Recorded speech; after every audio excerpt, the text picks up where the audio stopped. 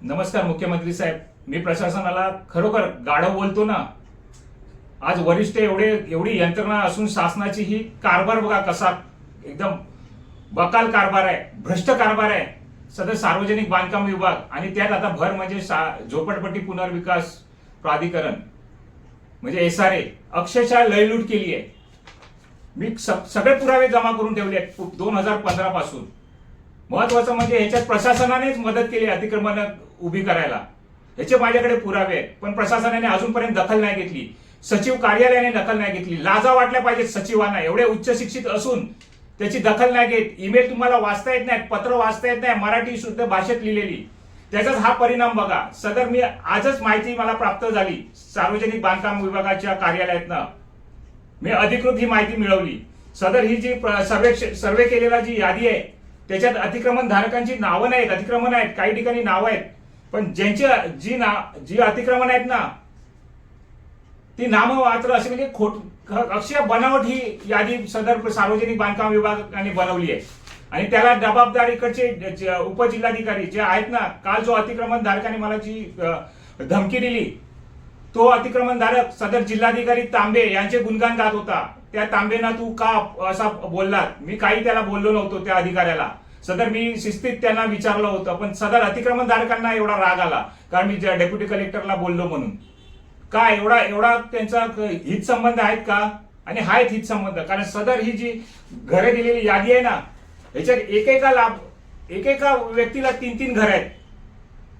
म्हणून बोललो सचिव मुख्यमंत्री साहेब ह्याचा ना सखोल तपास करा. हा मोठा भ्रष्टाचार आहे, प्रशासनाच्या आशीर्वादाने झालेला आहे, प्रशासनाच्या ह्याच्या बुद्धिमत्तेतून झालेला आहे. त्यांनी हा मॅनेज केलेला सर्व भूखंड घोटाळा आहे. प्रशासनाच्याच अधिकाऱ्यांनी सदर ही जे लाभार्थी आहेत त्यातले अर्ध्याच्या वर लाभार्थी हे शासकीय कर्मचारी आहेत स्थानिक. जर शासनाच्या सेवेत होते तर त्यांनी कशी अतिक्रमण केली, त्यांच्यावरती शासनाने का नाही शिस्तभंगाची कारवाई केली? हा माझा मुख्यमंत्री साहेब तुम्हाला प्रश्न आहे. मुख्य सचिव यांना हा प्रश्न आहे. सार्वजनिक बांधकाम विभाग यांच्या सचिवांना हा प्रश्न आहे. का नाही तपास केला? मुख्य अभियंता हे काय करत होते? अधीक्षक अभियंता काय करत होते? कार्यकारी अभियंता काय करत होते? कारण सदर कार्यकारी अभियंता हा इकडचा दलाल आहे आणि आधीचे कार्यकारी अभियंता हे दलाल आहेत. इकडचे शासनाच्या पदावरती बसून दलाली करतात इकडे अतिक्रमण धारकांकडनं पैसे घेऊन. सदर काय माहिती आहे, ज्या 2018 मध्ये मी जो पत्रव्यवहार केला होता तेव्हा राहुल वसईकर म्हणून हा जो एक करप्टेड कार्यकारी अभियंता आहे ना, जो भ्रष्टाचारात पकडलाही गेला, त्याने सदर या भ्रष्टाचाराला मोठा आशीर्वाद दिला. का तर त्याचा ओळख या मंत्रालय संत्र्यांशी होती. माझ्यासारख्या सामान्य माणसाला जे मंत्र्याने म्हणजे सार्वजनिक बांधकाम विभागाच्या मंत्र्यांनी जे पत्र पाठवलेलं कारवाईला माझ्या पत्रव्यवहारावरती, त्याला एक केराची टोपली या कार्यकारी अभियंता राहुल वसईकर यांनी दिली.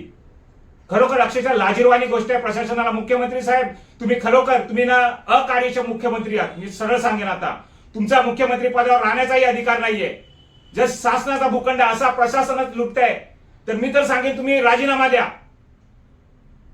खरं सांगतो राजीनामा द्या. हा काय प्रकार आहे? ह्याचे शासकीय कर्मचारी आहेत ते पण एका व्यक्तीने 3-3 घरं दिले तुम्ही शासनाने त्यांना. एकाच कुटुंबाला 3 घर आहेत म्हणजे करोडपती बनवलाय तुम्ही ह्यांना. काय हा प्रकार आहे? का नाही यांचे पुरावे तपासलेत? मुख्यमंत्री साहेब खरोखर मी सांगेन ना, तुम्ही बेअक्कल आहात. माझ्यावरती हक्कभंग करा. जर तुमच्यात खरोखर हिंमत असेल ना तर माझी मीटिंग लावा. मी तुम्हाला आज रीतसर एक पत्र पाठवतोय. बघूया तुमच्या प्रशासनात किती दम आहे. काय हा प्रकार आहे? अतिक्रमण धारकांच्या सर्वेमध्ये नावं वेगळी आणि घरांच्या लाभार्थीमध्ये SRA मधून घरं दिलेली नावं वेगळी. अक्षरशः पूर्ण घोटाळा आहे आणि हा प्रशासनाने केलेला घोटाळा आणि भ्रष्टाचार आहे. ह्याच्यात मी एकेकांची नावं काढतोय बाहेर. तुम्ही माझी फक्त बैठक लावा, मी अक्षरशः त्यांची नावं कुंडल्या काढून आणतो ते कुठल्या विभागात कामाला आहेत. जर शासनाच्या सेवेत असताना त्यांच्यावरती शिस्तभंगाची कारवाई का नाही केली? उलट त्यांना घरं दिली शासनाच्या तिजोरीच्या पैशात ना. पुन्हा निवृत्त वेतन घेतात आहे. तुम्ही शासनाने पगार दिलाय त्यांना. एवढे भिकार होते काय हे? आणि जे शासकीय रहिवासी आहेत, खरोखर सामान्य रहिवासी आहेत, त्यांना अजूनपर्यंत तुम्ही शासन घरं नाही देत आहे. त्यांना एका GR वरती लटकून ठेवलं. ह्यांचा निर्णय बिना GRचा घेतला तुम्ही, लगेच घेतला. GR काढला असेल पण लगेच काढला तुम्ही क्षणात. कोर्टाच्या नावावरती हा भ्रष्टाचार केला. मी ही बाजूने कोर्टातही मांडणार, कारण प्रशासनाने न्यायालयाला जागा देण्याच्या ह्याच्या बदल्यात अतिक्रमणधारकांचं भलं केलंय. सदर ह्याच्यात सर्व राजकीय लोक सामील आहेत. महत्वाची म्हणजे जी कमिटी स्थापन केली आहे निकष लावायची, ती मी त्याच्यावरती ऑब्जेक्शन घेतोय, कारण त्या निकष समितीवरती अतिक्रमणधारक आहेत. मी त्याचंही सविस्तर पत्र पाठवतो की मला त्याच्यावरती स्थगिती हवी आहे, कारण तिथेही हे लोक काय ना काय भ्रष्टाचार करणार भूखंड दिल्यावरती.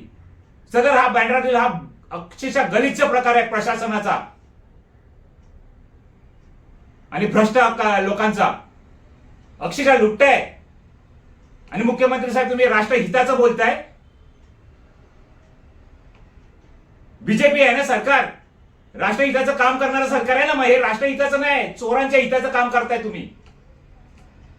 तरी बघा, मी विनंती करतोय, मी आज पत्र पाठवतोय, ईमेल पाठवतोय तुमच्या कार्यालयाला आणि सचिव कार्यालयाला. सदर माझी ह्या संदर्भात लवकरात लवकर बैठक लावावी, नाही तर अन्यथा 15 ऑगस्टला जे मी आंदोलन करेन ते लाजिरवाणं असेल तुमच्यासाठी. धन्यवाद. जय हिंद.